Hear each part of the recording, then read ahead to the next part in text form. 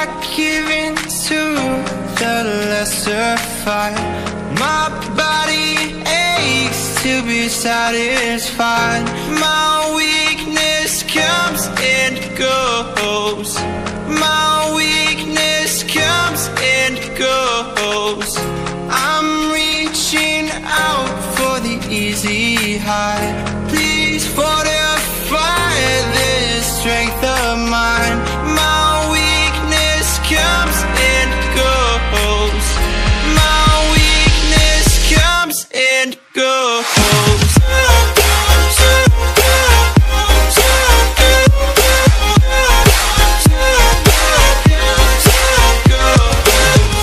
I give in to the lesser fight. My body.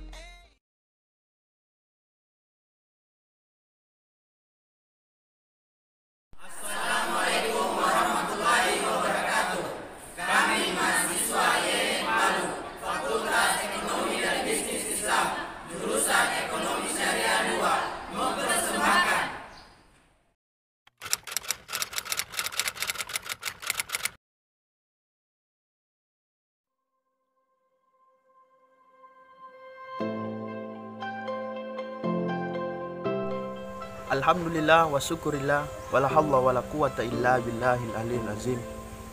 Hanya kepada Allah kita bersyukur dan hanya kepada Nabi Muhammad lah kita bersolawat. Pada kali ini kami dari kelas Ekonomi Syariah 2 membuat sebuah video yang mana di dalam video ini membahas mengenai materi ragam bahasa Indonesia.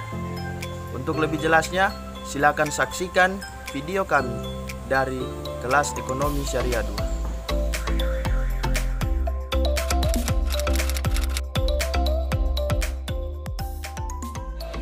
Pengertian ragam bahasa Indonesia menurut Basman 1990. Ragam bahasa adalah variasi bahasa menurut pemakaian yang berbeda menurut topik yang dibicarakan, menurut hubungan pembicara, kawan bicara, orang yang dibicarakan, serta menurut medium pembicara. Menurut pendapat Dendi Sugono, pada tahun 1999 dalam penggunaan bahasa Indonesia timbul dua masalah pokok, yaitu bahasa baku dan tak baku dalam situasi resmi seperti di sekolah, di kantor, atau pertemuan resmi menggunakan bahasa baku.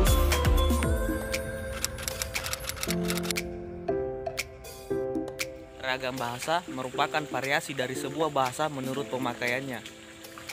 Yang pertama, bisa berbentuk dialek, gaya, atau berbagai bentuk sosial linguistik lain, termasuk bahasa baku itu sendiri. Juga dengan gaya atau tingkat formalitas tertentu, meskipun penggunaan bahasa terkadang juga dianggap sebagai suatu ragam tersendiri.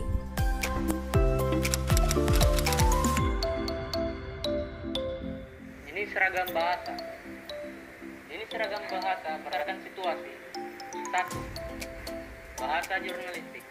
Bahasa komunikasi massa yang berfungsi sebagai pemberi informasi kepada publik atau dapat diartikan sebagai bahasa komunikasi pengantar pemberitaan yang biasanya digunakan media cetak dan elektronik.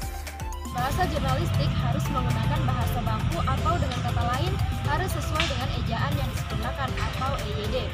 Selain itu, bahasa jurnalistik harus mudah dipahami oleh pembacanya karena pembaca tidak punya banyak waktu untuk memahami kata-kata yang sulit. Contoh sederhana, singkat, padat, dan lugas. Bagian selanjutnya ragam bahasa ilmiah. Ragam bahasa keilmuan yaitu corak dari ciri bahasa yang digunakan dalam penulisan karya ilmiah. Ragam bahasa ilmiah harus dapat makna pemikiran ilmiah yang tertuang dalam teks karya ilmiah. Pengertian ragam bahasa ilmiah dan karakteristik ragam ilmiah dalam bahasa Indonesia diuraikan berikut ini. Yang pertama, ragam bahasa ilmiah bersifat ringkas, berpusat pada pokok permasalahan. Kalimat-kalimatnya harus hemat, tidak terdapat kata-kata yang mubazir. Namun, kalimat-kalimatnya harus lengkap, bukan penggalan kalimat. Selanjutnya, ragam bahasa ilmiah harus mengikuti tata cara karya ilmiah yang standar. Misalnya, salah satu penulisan sistem, rujukan, atau catatan kaki yang ditetapkan secara konsisten. Demikian pula dalam penulisan daftar pustaka. Ragam bahasa sastra banyak menggunakan kalimat yang tidak efektif, penggambaran yang sejelas-jelasnya melalui rangkaian kata bermakna konotasi, sering dipakai dalam ragam bahasa sastra.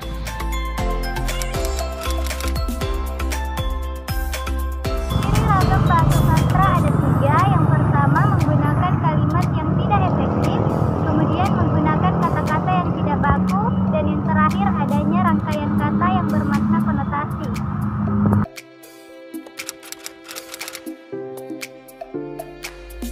Jenis ragam bahasa berdasarkan lisan dan tulisan. Yang pertama, ragam lisan. Ragam lisan memerlukan orang kedua sebagai lawan berbicara, sedangkan tulis tidak. Selanjutnya adalah ragam bahasa cakapan. Ragam bahasa yang dipakai apabila pembicara menganggap kawan bicaranya adalah sebagai sesama atau topik pembicara bersifat tidak mesti. Ragam bahasa pidato. Ragam bahasa pidato biasa digunakan saat membacakan pidato di muka umum. Ragam bahasa ini berisi tentang penegasan kalimat yang biasa diterima oleh si pendengar. Selanjutnya, ragam bahasa panggung. Ragam bahasa yang digunakan seseorang ketika berada di atas panggung saat mengisi acara atau hiburan agar bisa diterima penonton. Bagian selanjutnya, ragam bahasa teknik. Ragam bahasa yang dilakukan mengenai teknis atau cara penulisan yang dicontohkan, misalnya laporan penelitian, makalah, tesis, disertasi. Bagian selanjutnya, ragam bahasa undang-undang adalah ragam bahasa yang menggunakan bahasa komunikasi yang resmi. Yang terakhir ialah ragam bahasa surat. Ragam bahasa yang ditulis pada selai kertas, yang biasanya diberitahukan mengenai kabar atau sejenisnya, yang berfungsi untuk memberikan informasi.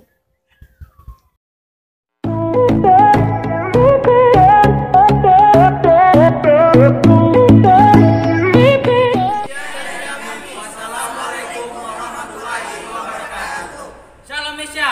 Salam Aksi. Salam Aksi. Salam cinta.